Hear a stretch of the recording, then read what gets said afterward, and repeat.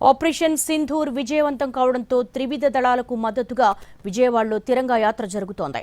2.5 కిలోమీటర్ల మేర జరగనున్న ఈ ర్యాలీకి 2,500 మంది పోలీసులతో బందోబస్తు ఏర్పాటు చేశారు. ఇందిరాగాంధీ స్టేడియం నుంచి బెంజ్ సర్కిల్ వరకు ఈ ర్యాలీ జరగనుంది.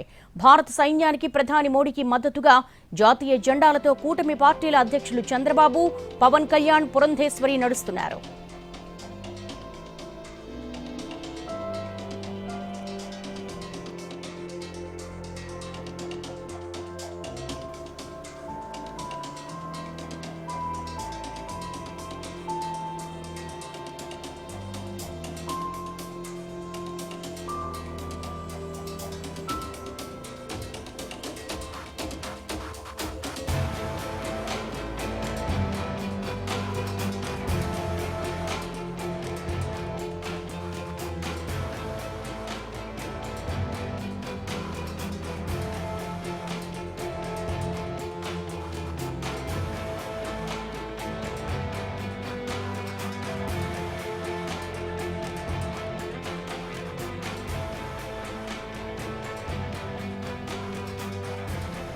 ఆపరేషన్ సింధూర్ విజయవంతం కావడంతో త్రివిధ దళాలకు మద్దతుగా విజయవాడలో తిరంగా యాత్ర జరుగుతోంది. ప్రత్యక్ష ప్రసారాన్ని చూస్తున్నాం.